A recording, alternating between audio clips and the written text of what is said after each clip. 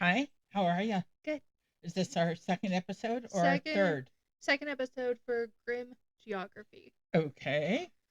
So I do want to say a quick thank you. We did get a comment on our YouTube video for Mara, and it's a small thing, but it made me smile. Oh, I didn't know about this. Yes. It just made me smile. Oh, good. I'm glad people are listening Yeah. because we're trying really hard to do um, out of the box thinking on this. Yes. So it's just fun, something to do. Yes, it is. I enjoy it. Yes. Today. So we're talking about Brandon Swanson. Uh-huh. He, like Mara, is also another disappearance after a car accident. I'm gonna just preference this by saying that I'll we'll go through the case and then opinions kind of towards the end.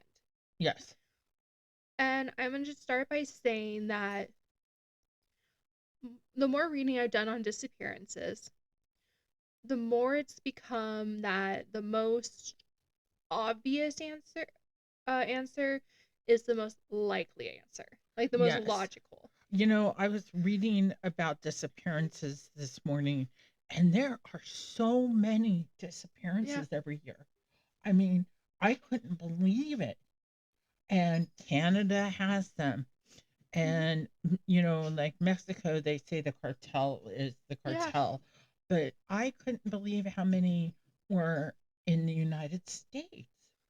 There's a lot of them, and a lot of them go unanswered Yeah, and some of go them and don't get the media attention that certain ones do. Yeah, some of them I was kind of surprised,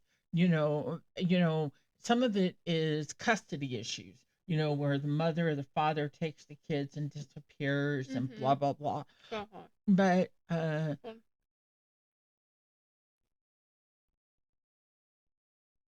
this one particularly has no explanation. Uh, I have a theory, and I agree with some of the theories out yes, there. I read all the theories. I even have my phone next to me just in case I forget one of the theories. Um, but again, I'm just gonna preference it by saying that the most logic answer is the likely answer. Yes. And some of these people, have car wrecks or end up in the ditch, like this particular one, and may be disoriented, and the people don't actually realize that. I think so. Yes. Okay. I guess we should start with Mhm. Brandon Swanson. So Brandon Swanson, he's a native Marshall, Lyon County in southwestern Minnesota. Yes. He graduated from high school in 2007. Yes. He then chose to study wind turbines for a year at the Minnesota West Community and Technical College campus in Canby, Uh huh. which I think that's so interesting. It is. It's very interesting. It sounds like he kind of had his life together. He wasn't some party guy or whatever, but, you know, who Yeah. knows? So classes had ended Uh huh. on May 13th, 2008, and that's for the year. Yes. He stayed in Canby because he wanted to celebrate with his friends, and he had gone to two different parties Yes. where he was seen drinking. Yes. But his friends claim that he was not intoxicated. Yes. That he hadn't drank enough, that he wasn't drunk driving, that he was fine. And when he talked to his parents, they did not detect that at all. But as we have seen in shows like On Patrol Live And cops, and Cops, some some people people can don't seem to be drunk, but they and tell are. you look in their eyes because that's what Yes. they say is like the most. That's what they're really looking at is your eyes Yes. to see if how they And dilate. sometimes they pass the drunk driving test, but they still get arrested, and Because then they blow a 1 point, a 0.17 or something, which is twice I the just legal remember limit. the person who blew the point three. Oh yeah, and she didn't even seem that bombed. No, and everyone was so surprised. Yeah, she really blew it. But what they look for a lot of the times is your pupils because they Yes. dilate a certain way when you're drunk. And I guess following their pen or their light, uh, you have a slow uh, Response, response or something like movement, that. slow movement. So he left Canby for the drive home, which is Canby was about 30 miles, which is 48 kilometers. I am trying to include the other units of measure because I know the US is measurements are very weird. Yes. Well, do you know that we almost under Jimmy Carter we almost went to the metric system? Yeah, I know. I think it would have been easier. Yeah, I think it would have been easier. Um, so he had driven home just before midnight, and then just before 2 a.m., his parents got a call from him saying that he had driven his Chevrolet Lumia. Lumnia. Yeah, I guess so. I've never heard I've of. never heard of it I've never either. even seen one. Wait, hold on. I'm sorry. Now I'm curious. I've never even seen one of these. Yeah, so he had driven into a ditch. He called his parents. Could not remove the car from the ditch. He couldn't remove the car from the He ditch. It was was stuck. he was not hurt, and he had asked them to come pick him up Yes. where he thought he He was. was. Now he thought he was in Lyon. I believe so. Hold I on. think he was in Lyon. And so they drove out there, and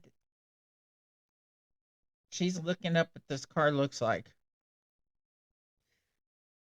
What the hell? It's ugly, but it makes sense for early 2000s in college and everything. Yeah, it kind of looks like it I think yeah, it's a smaller car. Kind of looks it like kind of looks like a an old Impala. it kind of looks like the car like grandpa used to have when I was a kid.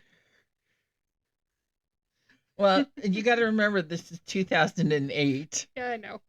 So his parents, Annette and Brian, had gotten in their pickup, driven out to where they thought he was, and they kept him on the phone.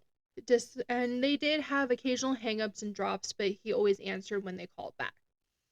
He stayed with his car and tried to signal them by flashing his lights on and off, but his parents saw nothing, nor did they see him doing nor did he see them doing it too. So, yeah.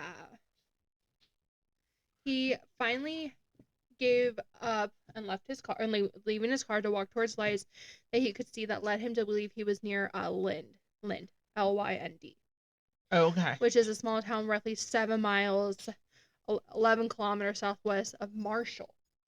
Okay. He told his father to head for the parking lot of a local bar and wait for him. His dad began driving there, talking to his son as he did. Now So, they'd been on the phone for 47 yes, minutes. shortly after, 2:30, Brandon suddenly interrupted himself on the phone and said, "Oh shit." He was silent for the remainder of the call and tell his parent, and they believe he dropped his phone. His parents kept trying to call him, and so then they hung up and recalled, thinking that he would see the phone light up and he would pick up. They tried multiple times to call him back. He never picked up, and he has not been heard from Or seen since this. seen the census. Now they they went to report him He missing, and the police said, "Oh well, he's a grown adult, mm, and we can't really do anything about it." no, it was hardly unusual for a young man, men that age to stay out all night after the last day of college classes. Is what they were specifically Yes. told. So it wasn't until the day after that. Well, actually, what was interesting, one of his mom recall one of the police saying that it was Brandon's right to be missing. Yes. Which, They which, did if say that. I hear someone say that when I'm trying to report my missing child, I would be losing my mind. I become unglued. So So, finally, the next day, they were mhm, able to report him missing, and they were but able to get cell phone records. that wasn't for a while. Oh, sorry. Keep going. It was later that morning they actually did start a search. Okay. Lynn police did start a search, but found no trace of Brandon in the town or outside in the near couple mile radius. So to better focus that, they requested the sheriff's office to aid them in the search. Okay. And that's when they teamed his cell phone records that day. Yes. And they Uh, found out he was nowhere near there. yeah, he had been calling from the city of Taunton along State Highway 68, which is the main route to Canby, northwest of Marshall. So it was 25 miles from Lind. Yes. So he was actually nowhere near where he thought he was. Uh-huh. They Deputies had found his car, abandoned car in a ditch off a gravel road along the Lincoln County line, 1 mile, 1.6 kilometers north of Highway 68, bringing the office of that county sheriff. That is Jack Vizecki, Vizecki into the investigation as well. Yes. Vizecki told the media that the Lu, Lumi, yeah, Lumina Yeah, Lumia, I would think. had gotten hung up on the top of an incline at the edge of the road, not seriously enough to damage the car, but enough to keep the wheels from retouching the ground on that side. Yes. There was nothing else found with the car, and due to the grass and gravel in the area surrounding it, there were no tracks and thus no way to tell what direction he might have started walking. Well, they did say that there was what a beacon on some type of building that you could see from the road that he might have mistaken Mm-hmm. for a building, or a town or something like that, to give him a direction to Mm-hmm. walk in. The grain elevator in Taunton. That's it. Yeah, there was a red light on top of the grain elevator. Yes.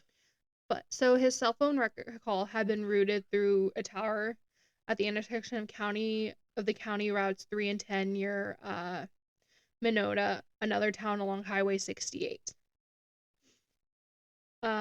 So by May 15th, the call had been determined to have come from within 5 miles, so 8 kilometers of the Green Tower. Yes. Searchers were concentrating their efforts there, and parts of the circle included Yellow Medicine County to the north. Authorities from that jurisdiction also took part. Yes. And they brought dogs out. Yes. Um, like she said, it was the red light on top of a grain elevator that they believe is what Brandon confused the town for. Yes. And that's what made him believe Lind was in walking distance.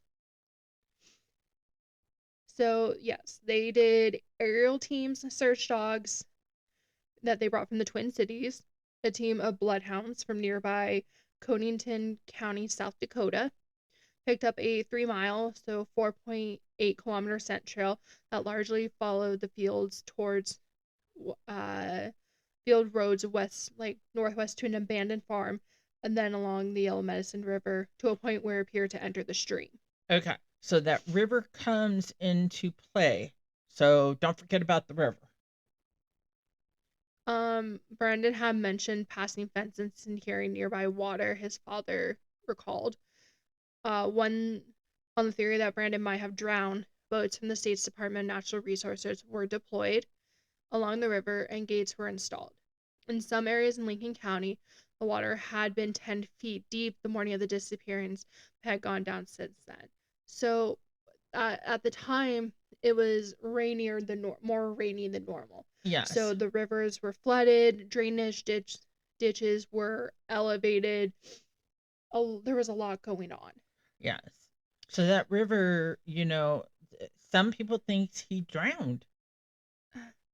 I'm on that fence because, Yeah, and I'll get into that part with yeah, mine. Um, they walked along the riverbanks, and they used horses, ATVs. They all deployed in the surrounding area. However, they ruled out a more organized, extensive ground search. yes, So I think at that point they kind of had reached that conclusion too, that he had likely drowned, yes. because none of them thought foul play was. Well, some of them theorized it was foul No, play. they did, but there was no There was conclusive. no conclusive, I mean, oh shit, I fell in the river might have been what he was saying. And his phone stopped working. It could So, have gotten wet yeah. when it Or he could fell. have dropped it as he went in, Yeah. So after original searches, no found no sign of him. Most efforts were completely discontinued. The sheriff, Vizecki, continued to walk the 2 miles of the Yellow Medicine River in the area almost every day for a month. Yes. The Swansons left their porch light on all night, every night, as a symbol of their hope that Brandon would eventually return. So, a practice they have continued for at least 5 years after the fact. And Yes. it's been common even now. It's more and more common now that people leave their porch lights on, or they leave something out in that way on other disappearances. Yes. It's become a very big deal. Yes, it has. So searches resumed in the fall, later that fall. Yes. After fields planted shortly after the disappearance had been harvested. Dogs on those searches continued to follow scents of human remains into an area northwest of Porter that had not been searched earlier.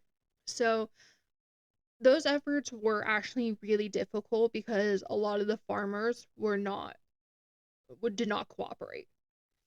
Yeah. They didn't want their fields dug up, which I do understand because that is their livelihood. That is Yes. money. It is. I mean, I don't understand why, you know, these search efforts aren't reimbursed. County might not have money Yeah, probably. because you're talking about a smaller town if you think Yeah. about it. Was there ever a reward offered for this? I do believe so. I didn't think so either. So after the snow melted, they picked up searches in the spring. So mind you, this happened in 2008. They continued that cycle Into until 2009? 11. 2011. Mm-hmm. Wow. 3 years. By that time, they had searched 122 square miles, which is 320 square kilometers. That's a lot. Um, that had been searched in this time period. That's a lot. So in 2010, Minnesota Bureau of Criminal Apprehension took over as lead agency on the case. Okay. They set up the tip line. By 2015, they only had 90 leads. Had been reported that way. By that point, when official searches resumed, the area of interest had moved towards Mud Creek, which is a tributary of the Yellow Medicine River, which is north and northwest of Porter. Okay.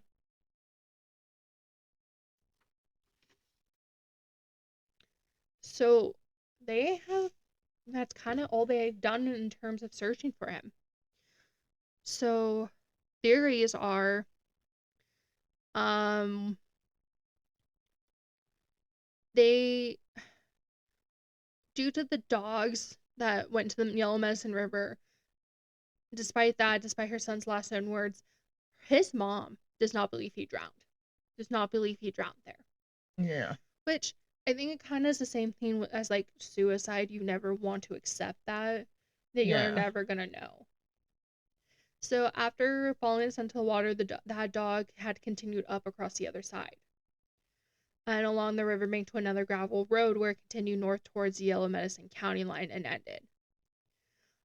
His mom, Annette, told CNN that there really is nothing to indicate that he's in the river. Okay. Um, his dad also recalls that any alcohol his son had consumed earlier in the evening, notwithstanding, he did not seem disoriented or confused by their phone conversations.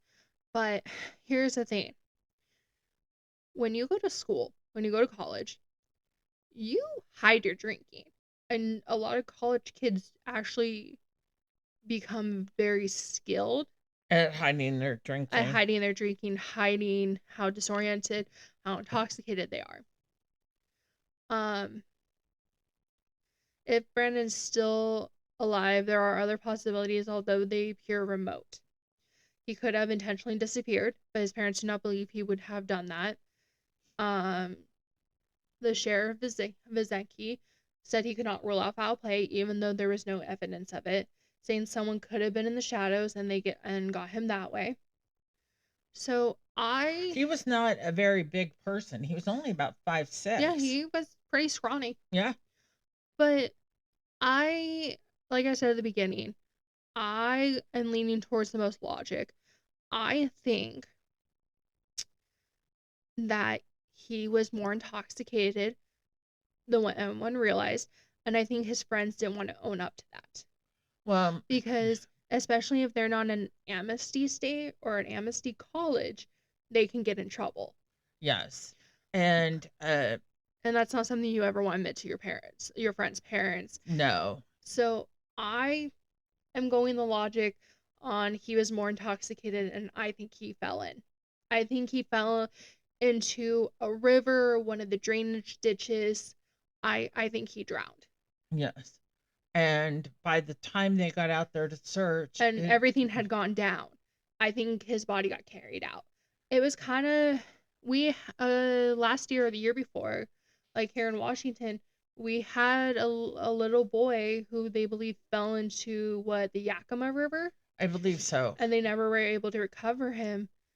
And because a lot of people don't understand, even though on top a river can look calm and all that, but that undertow Yes, is could very could is literally what is the most deadliest part of a river is the undertow. yes. So if he's intoxicated, it's freezing cold. He could have drowned, got hypothermia. He got caught in an undertow. He got caught by a branch and carried. I truly think he fell into the river and drowned. Yeah. Well, when I was reading it this morning, I was thinking, well, what could have happened? I mean, for him to say, oh shit, if he had been hit by another car, there would have been tire tracks, there would have been, some type of evidence. Mm-hmm. If he had been grabbed, I would have thought there would have been evidence there too with other tire tracks. But Mm-hmm. I mean, I don't know. I thought, first thing I thought was he fell into the river.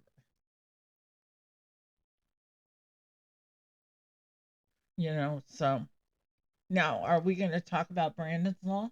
Yes, Okay. we go into all that. Okay. But yeah, I I had to go to the most logic conclusion in this one. Yes. There's other cases where I don't think he voluntarily disappeared. I don't think he committed suicide. I can't think that part because there's No, no I clear don't think indication. so. There's no indication. I mean, Mara Murray was more likely to have committed suicide than Brandon Swanson. Yes. So, after the searches, his mom was still struck by the initial response of the Lynn police that her son had a right to be missing.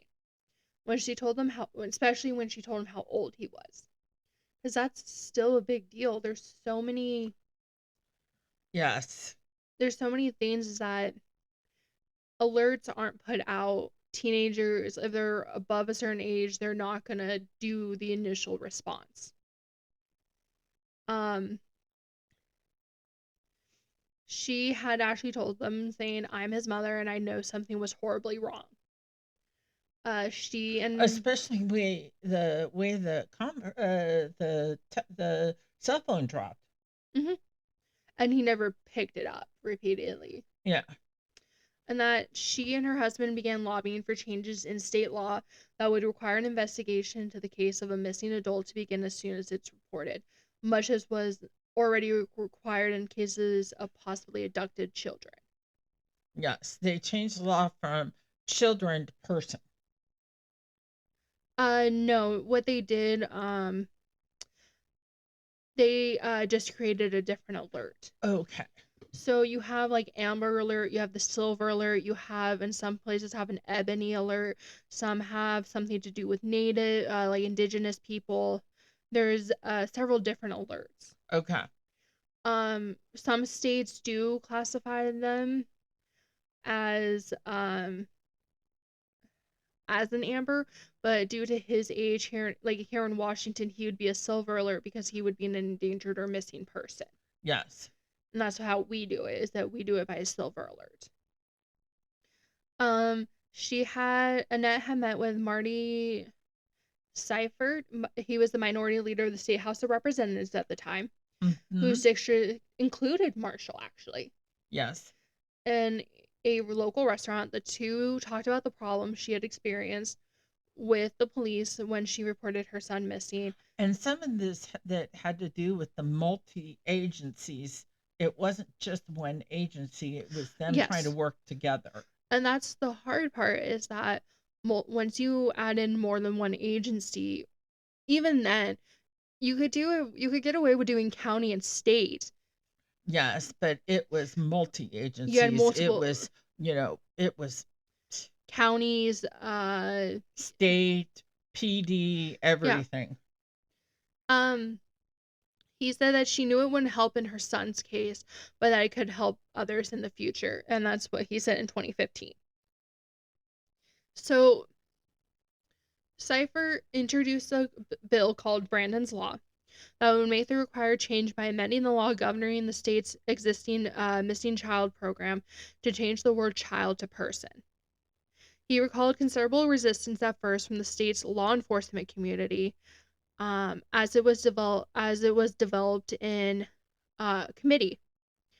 Part of it had to do with privacy, especially regarding cell phones. Um, Technology was emerging then, so there were discussions about privacy and when can they ping you and when can't they, which Yes, is still a huge it hot is. debate It's now, huge.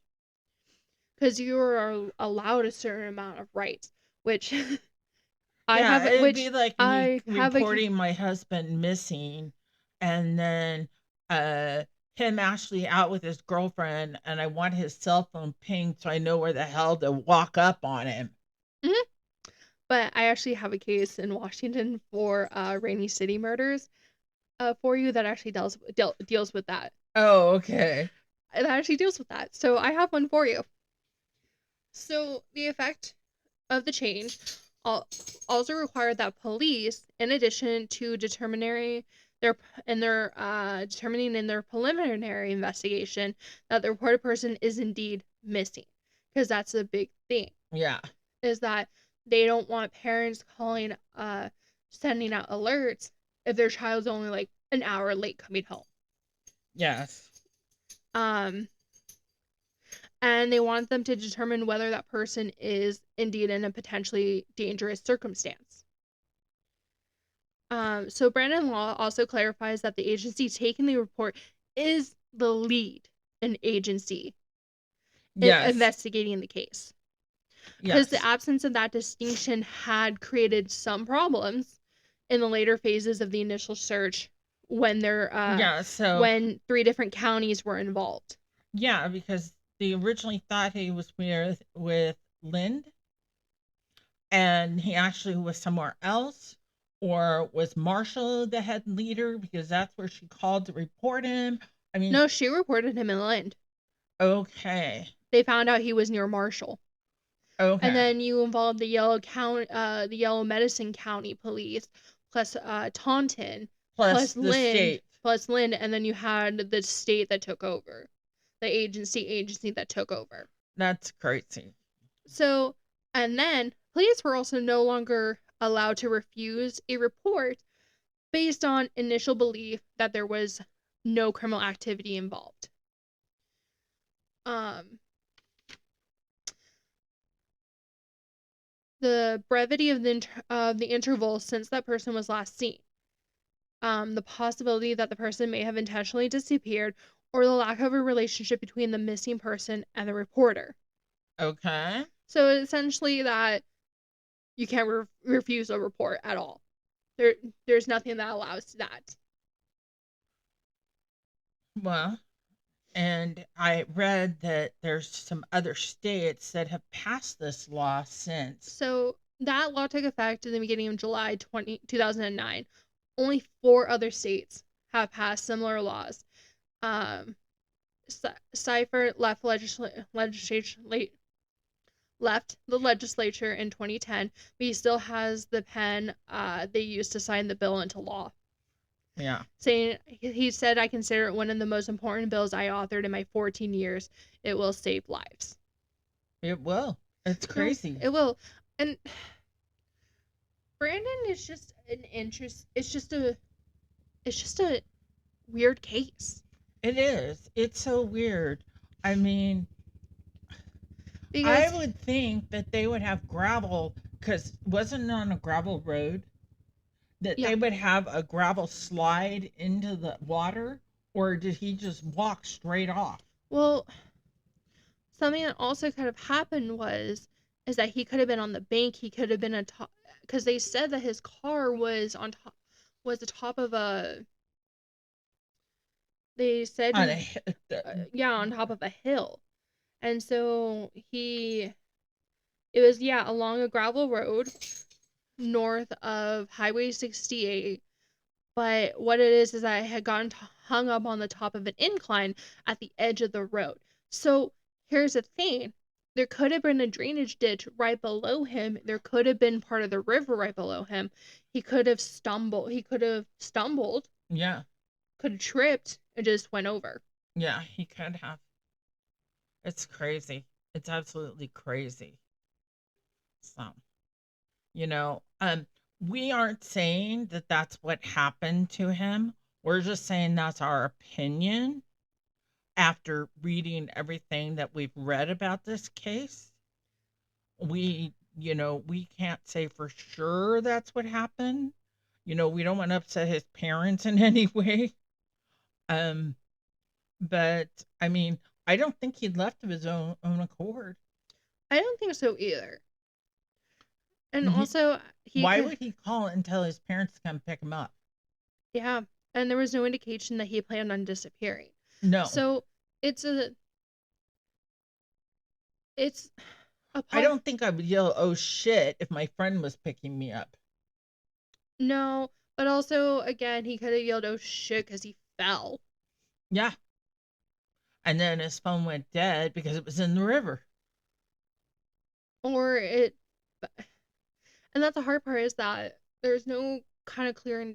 They tried calling him back, and there's nothing that says it went to voicemail, or it said that it rang and then rang and rang. Yeah. There's nothing indicating that it went to voicemail, or there's nothing that indicates it just one ring stopped. Yes. So, And I'm assuming they searched for it yeah, and they never found it. not that I'm aware of. Hold At on. that point, did we have GPS on phones? Not really.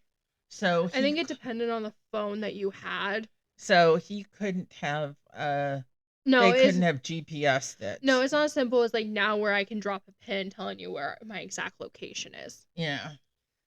Which, I mean, I still can't do because you're not an Apple phone. Yes, I'm fine with my Samsung.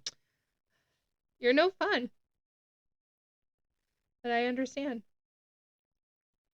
I can track my AirTag. Yeah, I know you can. That's all that I need to do. I don't need to do anything else.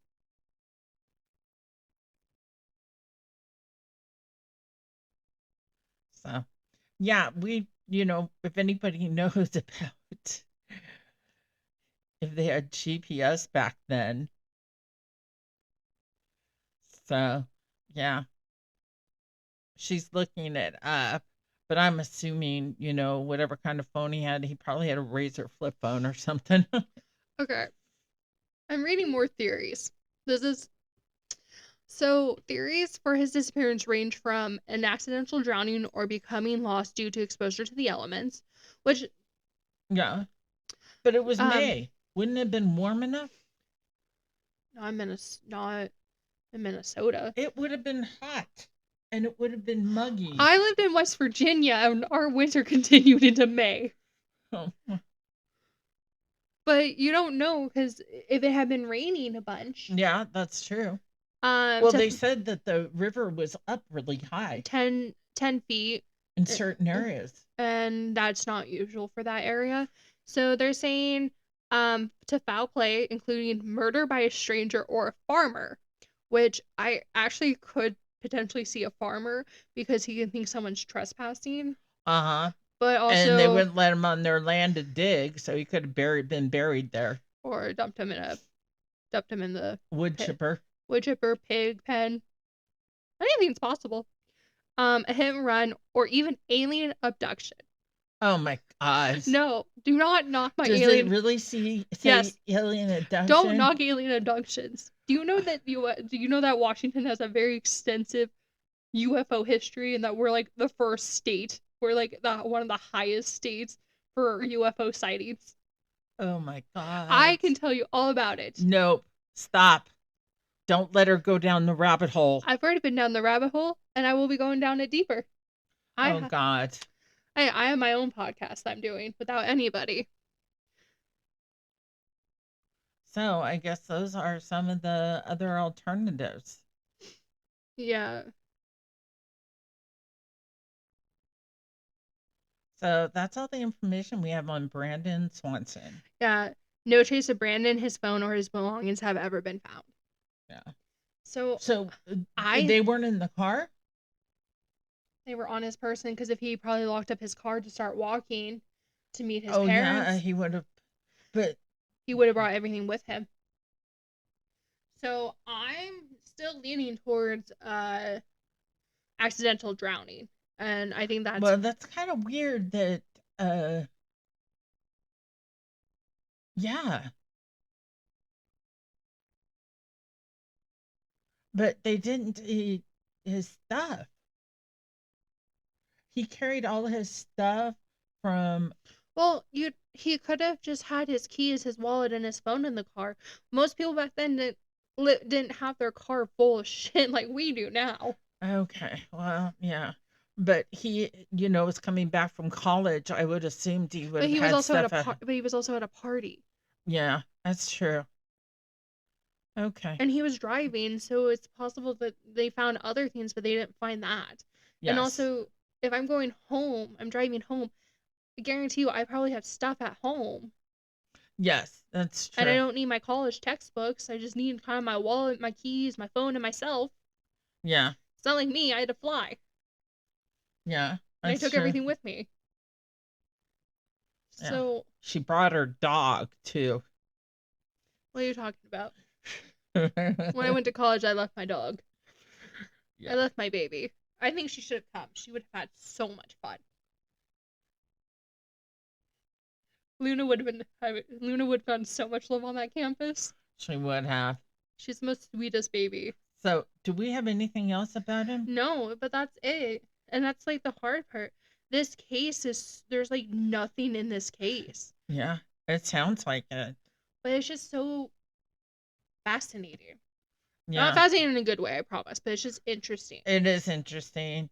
And our point to this one is about the Brandon law and what the cops did not do.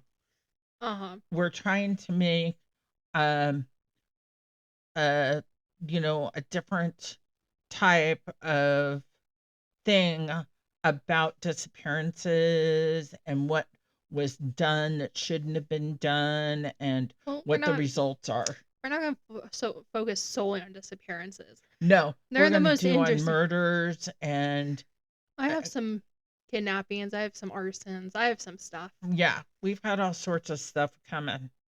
So, well, thank you for tuning in today. Mm-hmm. Bye, babe. Bye.